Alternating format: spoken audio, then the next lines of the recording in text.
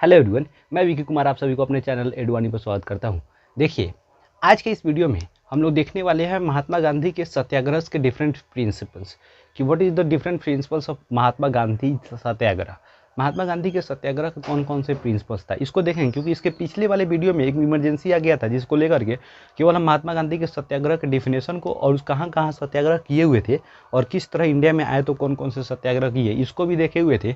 तो आज हम उसके प्रिंसिपल्स को देखेंगे और महात्मा गांधी के अर्ली सत्याग्रह जो 3 सत्याग्रह किए हुए थे महात्मा गांधी जब आए इंडिया में, तो उसके बाद चंपारण सत्याग्रह हुआ, उसके बाद देखिए हम लोग खेड़ा हुआ, अहमदाबाद हुआ। ये 3 सत्याग्रह किस तरह महात्मा गांधी के लाइफ में, पॉलिटिकल लाइफ में चेंजेस लाता है और वो किस तरह जो है इंडियन नेशनल मूवमेंट में और ज़्यादा सक्रिय एक्टिव हो जाते हैं। ठीक है ना, इन सभी चीज़ों को देखेंगे, तब तक बने रहिए आप इस वीडियो में। और देखिए लास्ट में हम आपको एक और भी, आप एक अगर किसी को पीडीएफ लेने में दिक्कत हो रहा है, कोई नोट लेने में दिक्कत हो रहा है, तो हम आपको एक व्हाट्सअप नंबर देंगे लास्ट में। ठीक है ना, उस नंबर पे आप हमको हाय लिखिएगा और आप अपना क्लास नेम, क्लास बताइएगा, उसका हम जो भी क्लास का आपको जो भी चैप्टर का पीडीएफ चाहिए होगा वो हम आपको प्रोवाइड करा देंगे। बट आज हम लोग चलिए देखते हैं इसको क्या है डिफरेंट प्रिंसिपल्स। ठीक है ना, तो समझिए यहाँ पर बताया जा रहा है कि basic principle of Mahatma Gandhi सत्याग्रह। देखिए सबसे पहला क्या हो रहा है कि हमको इस बोर्ड पे तो सब चीज़ को लिखो, हम आपको क्या हो रहा है कि एक तो आपको ओरली हम आपको सबके सब समझा दे रहे हैं, उसके बाद हम आपको नोट्स प्रोवाइड कर दे रहे हैं। नोट्स सब प्रोवाइड हो जाएगा, आप लेक्चर एक बार देख लीजिएगा तो आपको बहुत ही अच्छे तरह से समझ भी आ जाएगा, क्योंकि सारी बातें को इसमें लिखा नहीं जा सकता है, बात समझे कि नहीं, या सारी बातों को नोट्स में भी नहीं दिया जा सकता है। तो आपको वीडियो देखना बहुत ही ज़्यादा नेसेसरी हो जाएगा, क्योंकि आपको लेक्चर में बहुत ऐसी चीज़ों की जानकारी दिया जाएगा जो नोट्स में नहीं होगा और बोर्ड पे सारी बातें लिखा नहीं जा सकता है। ठीक है ना, इसलिए आप वीडियो को बहुत ही ध्यान से समझें और देखिए। गारंटी इतना है कि आप कहीं भी 10th क्लास के पढ़ रहे होंगे किसी भी जगह पर, चाहे यूट्यूब में कहीं पर भी, तो आपको उतना जानकारी नहीं दिया जा सकता है जितना कि इस वीडियो में आपको मिलेगा। भले ही यहाँ हमारे पास रिसोर्सेज की कमी है, थोड़ी सी दिक्कत हो सकती है इस चीज़ में, लेकिन आपको नॉलेज की कमी यहाँ से नहीं महसूस होगा। तो आपको टोटल वीडियो में आपको बहुत ही अच्छी अच्छी जानकारी मिलेंगी किसी भी टॉपिक के रिगार्डिंग। ठीक है ना, तो बस चलिए देखते हैं। देखिए करा क्या, the idea of satyagraha emphasize the power of truth and non violence. यहाँ पर करा है कि आइडिया, जो सत्याग्रह का जो आइडिया है महात्मा गांधी का, वो बेसिकली किस चीज़ पर जोर देता है। एम्फेसाइज्ड का मतलब जोर देना, बात समझे कि नहीं, एम्फेसाइज मतलब जोर देना।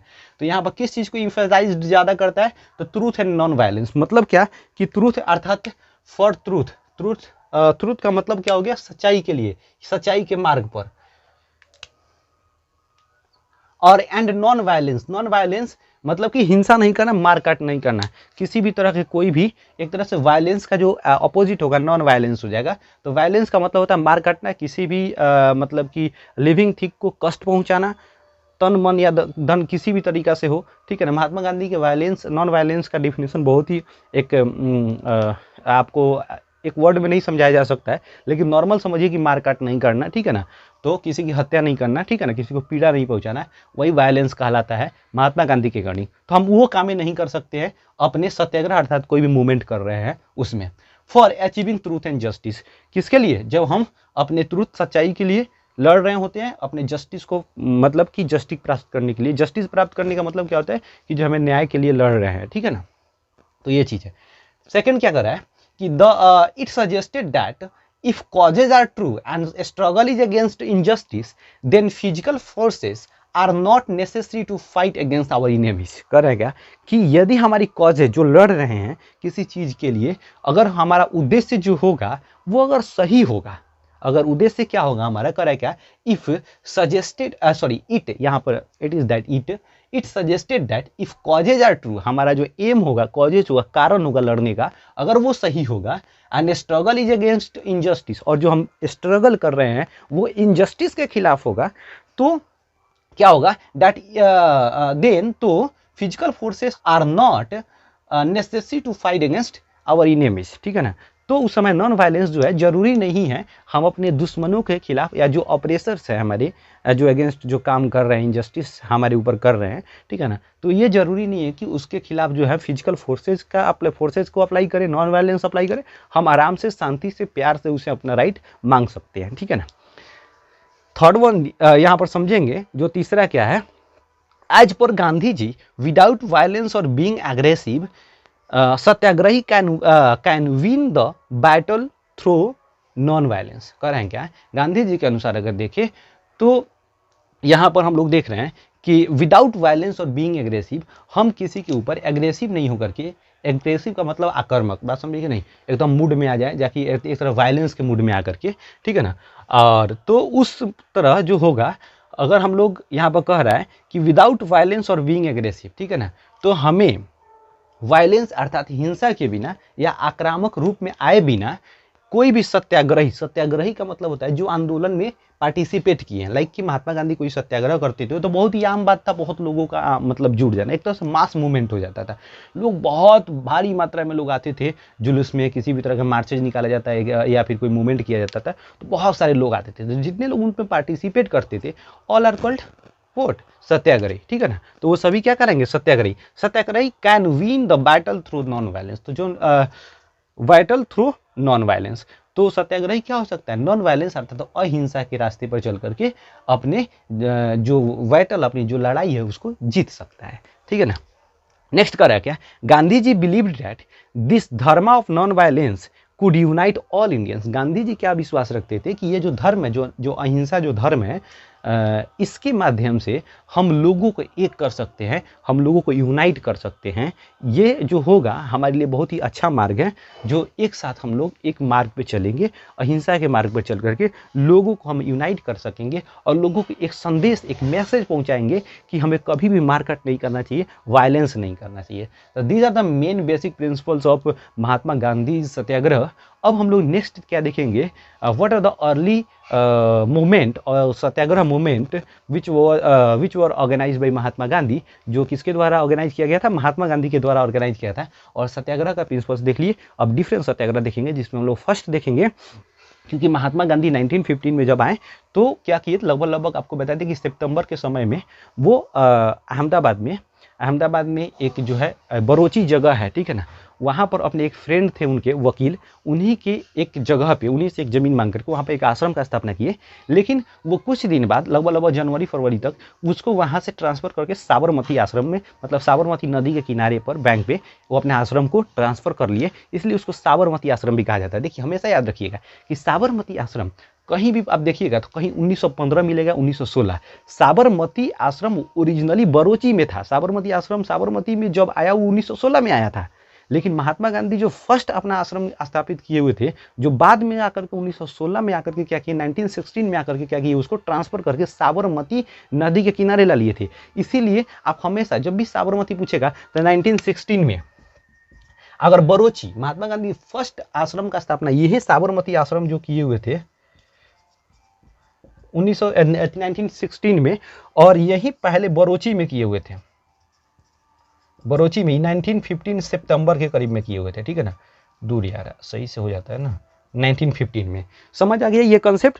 महात्मा गांधी जब आए तो 1915 में आश्रम का स्थापना किए हुए थे, लेकिन इसको क्या किए, यहाँ से जो हो रहा था उनका काम नहीं चल रहा था, जगह छोटा पड़ रहा था, और उसके बाद जो हो रहा था एक वातावरण जैसा उनको चाहिए था वैसा नहीं मिल पा रहा था, ठीक है ना। तो इस वजह से ये महात्मा गांधी क्या किए, साबरमती नदी के किनारे पर रिवर बैंक पे क्या किए, इसको ट्रांसफर कर लिए यही आश्रम को, जिससे साबरमती आश्रम का नाम दिया गया। तो 1916 में किए हुए थे। आई होप कि आपको ये वाला कंफ्यूजन दूर हो गया होगा, ठीक है ना। अब चलिए हम लोग देखते हैं सत्याग्रह मूवमेंट। देखते हैं कि early Satyagraha movement organise by Mahatma Gandhi. महात्मा गांधी जो है, महात्मा गांधी जब इंडिया में है तो वो शुरू में कौन कौन से सत्याग्रह मूवमेंट किए हैं, और उनसे वो बहुत ही ज़्यादा फेमस भी हुए, और उनको मोहनदास करमचंद गांधी के से एक तरह से महात्मा गांधी तक भी पहुंचाता है, और वहाँ से ही उनको एज अ महात्मा के रूप में जाने जाने लगता है। इंडिया में उनका बहुत ही ज़्यादा जो है फेमस हो जाते हैं, उनका रेस्पेक्ट बढ़ जाता है, ठीक है ना। इन्हीं मूवमेंटों के द्वारा जो 3 मूवमेंट किए हुए थे, इसमें एक एक करके आराम से समझेंगे और बहुत ही मज़ा आने वाला है। इस सब कोई भी टॉपिक आपको जो है बहुत अच्छे से समझ भी आ जाएगा, कौन सा इवेंट जो हुआ उसके पीछे क्या कारण था, इन सभी चीज़ों को आपको समझ आ जाएगा, ठीक है ना। तो सबसे पहले हम लोग 1 नंबर में बताए कि इसमें 3 सत्याग्रह किए हुए थे। एक को बोलते हैं हम लोग चंपारण सत्याग्रह,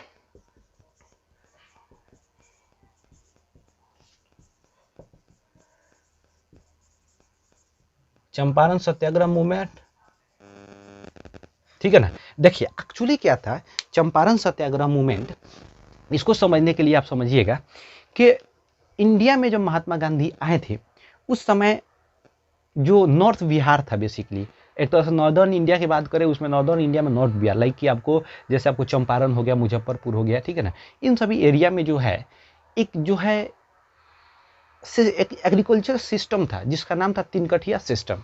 इसके अलावा भी जो पीजेंट से, जो टेनेंट से, फार्मर्स जो थे, उन पर बहुत तरह की जो है एग्रीकल्चर सिस्टम थोपा गया था जबरदस्ती, ठीक है ना। और ये जो ब्रिटिशर्स थे अपने फायदे के लिए ये सब इस तरह के नियम को लगाए हुए थे। एक्चुअली क्या था कि चंपारण में मेन प्रॉब्लम तीन कठिया व्यवस्था अर्थात इंडिगो फार्मिंग था। खूब आराम से समझिएगा, मेन प्रॉब्लम क्या था, इंडिगो फार्मिंग।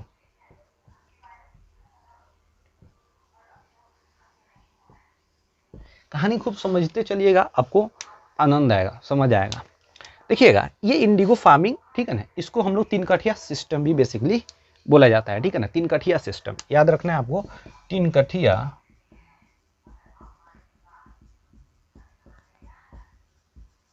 सिस्टम। ये एक तरह का बॉन्ड होता था, एक तरह का कॉन्ट्रैक्ट होता था जो फार्मर्स होते थे उनके बीच और ब्रिटिशर्स जो है इंडिगो प्लांटर्स होते थे उनके बीच, ठीक है ना। इसमें क्या होता था बेसिकली तीन कठिया सिस्टम में, जो आपके पास अगर 3 कट्ठा 20 कट्ठा में से 20 कट्ठा लैंड में से आपको 3 कट्ठा लैंड पर क्या होता था, कंपल्सरी होता था इंडिगो का फार्मिंग करना है। इंडिगो एक नील होता है बेसिकली, ठीक है ना। और ये जो होता है काफ़ी, इसका जो एक तरह से कल्टीवेशन होता है, कल्टीवेशन प्रोसेस जो होता है काफ़ी कॉम्प्लेक्सिव होता है, बात समझे कि नहीं। और इसमें बहुत ही ज़्यादा मेहनत लगता है, और इसका जो ड्यूरेशन होता है बेसिकली, खूब आराम से समझिएगा, इंडिगो का वो लगभग 7 से 8 महीना का होता है। आप अदर क्रॉप्स का देखिएगा, लाइक आपको वीट हो गया, पैडी हो गया, ठीक है ना, मेज हो गया, इन सभी को देखिएगा तो ये सब बेसिकली 5 to 5.5 मंथ में ये रेडी हो जाता है, बात समझे कि नहीं। इसको काट हार्वेस्ट वगैरह कर लिया जाता है। लेकिन जो इंडिगो होता था ना, इसको तैयार होने में यार 7 से 8 महीने लगते थे, ठीक है ना। और इसके बाद इसका सबसे बड़ा जो फीचर्स था, ये क्या करता था, वाटर को बहुत हेवी मात्रा में ऑब्जॉर्ब करता था। जिस लैंड पे आप ग्रो कर रहे होते हैं उसका पूरे के पूरे जो मॉइस्चर जो है अंदर का खत्म कर देता था, एक तरह से मतलब बंजर बना देता था, बस समझे कि नहीं। और तो इससे किसानों को बहुत ज़्यादा मेहनत होता था, ये अपने फसल को सही ढंग से, जो अपना खेती करते थे, अपने बाल बच्चे के लिए खेती करते थे, उस पर ध्यान नहीं दे पाते थे, ठीक है ना। तो इसलिए इसको खेती करने से ये लोग बहुत ही हरकते थे। उसके बाद क्या होता था कि इनको बहुत ही ज़्यादा मेहनत होता था।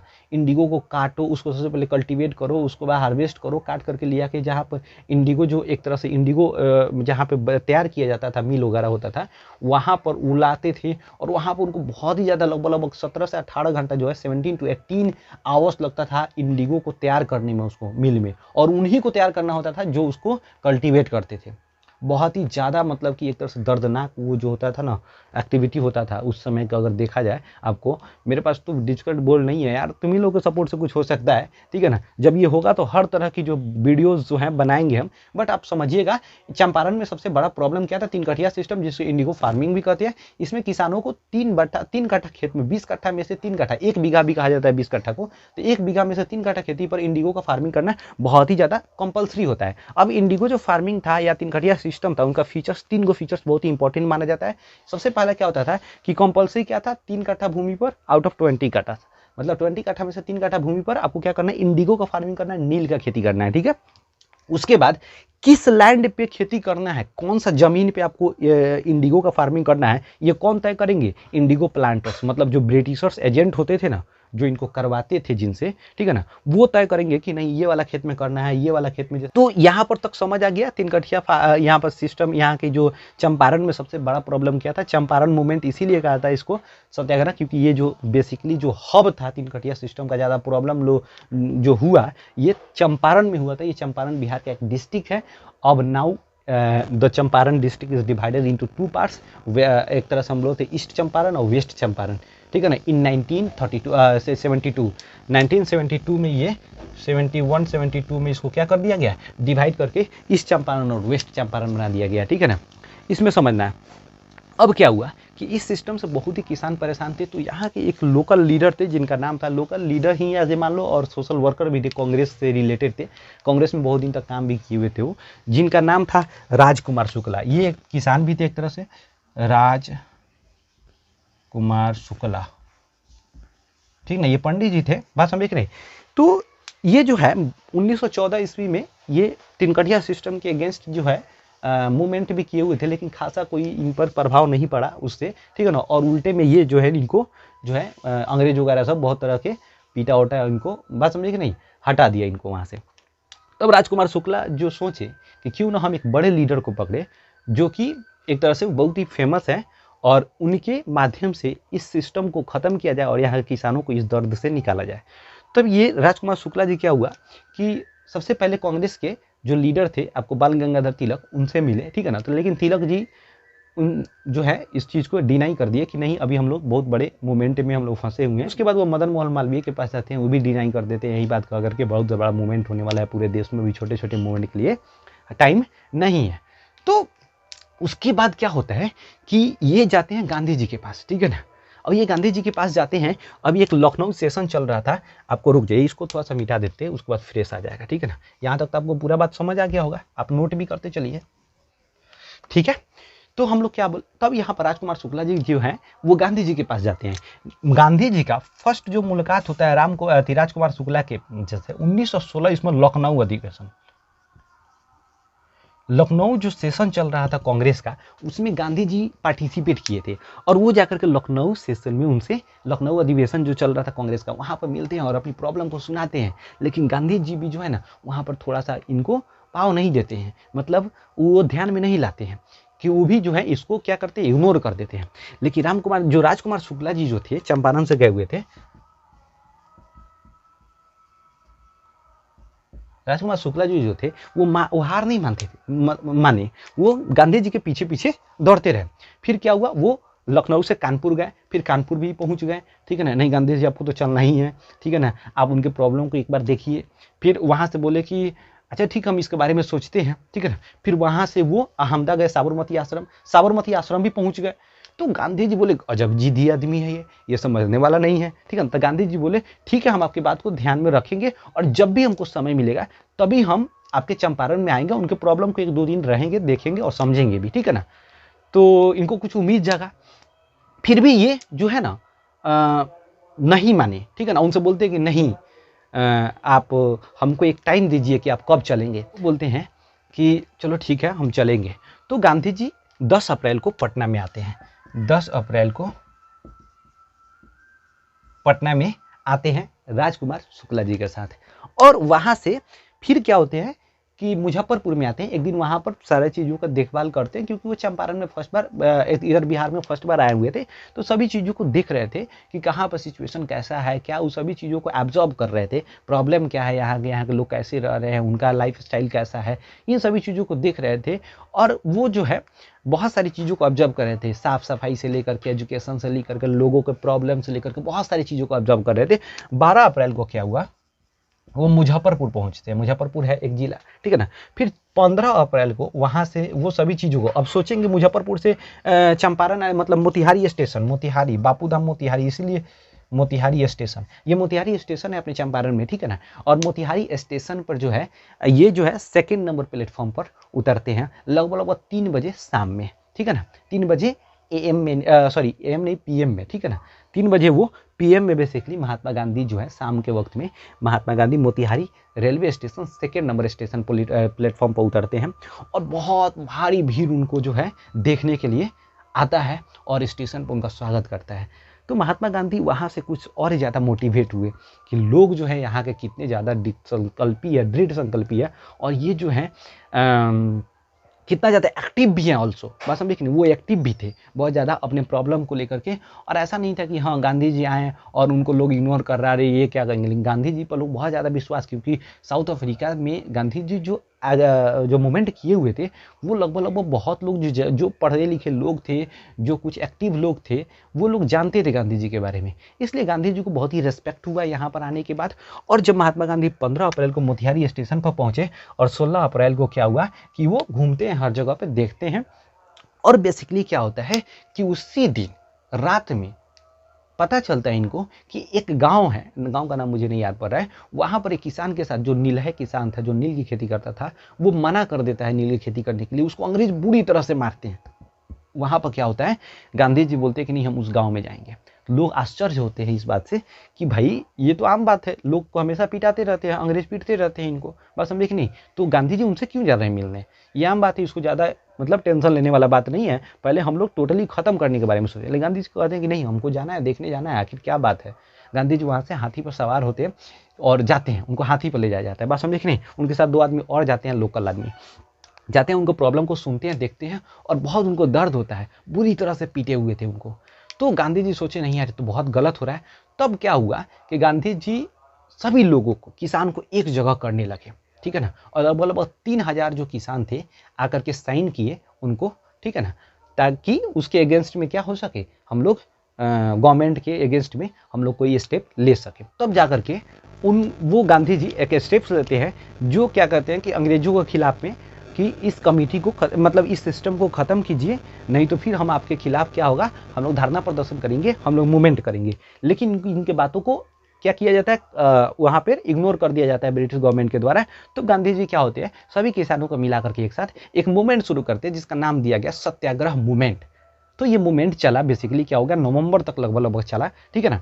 और उस समय नवंबर तक नहीं, सितंबर के करीब तक ये मूवमेंट चला। और सितंबर में क्या हुआ, गवर्नमेंट कुछ नरम हुई, ठीक है ना, वहाँ पर जो है अपना बोली कि ठीक है आप आइए बैठिए, हम लोग बात करते हैं, क्या प्रॉब्लम आप बोलिए। तो उस समय एक एक्ट पारित किया गया, ठीक है ना, एग्रीरियन एक्ट, ठीक है ना, sorry committee not act, committee पारित किया गया जिसका नाम था एग्रीरियन कमेटी, ठीक है ना। एग्रीरियन कमेटी का काम क्या था कि, और उसमें सदस्य महात्मा गांधी को भी बनाया गया, और उसका काम क्या था कि आखिर लोगों का प्रॉब्लम क्या है, ठीक है, उसको क्या करना है, वहाँ पर जांच पड़ताल करना है और उन लोगों को सॉल्व करना है, ठीक है ना। तो गांधी जी वो अपने डिमांड को रखे कि इस एक्ट को ख़त्म किया जाए, तथा जो लोगों पर जो पहले से जो उनके ऊपर जो एक तरह से लोन चढ़ा हुआ है और उन पर जो लोग एक तरह से कर्ज उनके ऊपर है उसको भी माफ़ किया जाए, ठीक है ना, और इसका मुआवजा भी गवर्नमेंट को देना चाहिए लोगों को। तो इन सारी बातों को जो है ब्रिटिश गवर्नमेंट मान लेती है और फाइनली क्या होता है, सत्याग्रह मूवमेंट वहाँ पर महात्मा गांधी का सफल होता है और बहुत बड़े लेवल पर सफल होता है।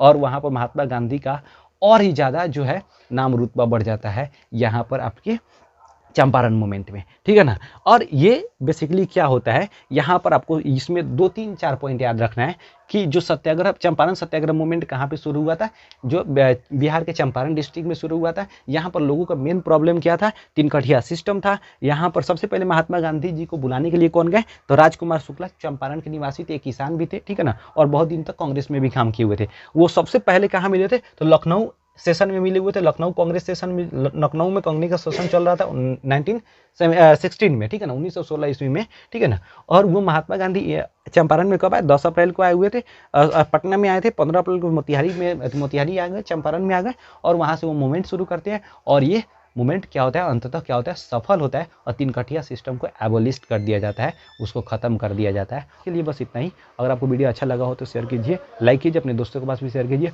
और आपको बता दें कि जिनको अगर नोट्स लेना है तो वो हमारे टेलीग्राम जो ग्रुप है एडुवानी फैमिली, तो वहाँ पे अगर उनसे ज्वाइन नहीं हो पा रहा होगा, कुछ टेक्निकल हमको प्रॉब्लम हो रहा है, वहाँ पर सुधार लेंगे। तो मेरा जो व्हाट्सअप नंबर है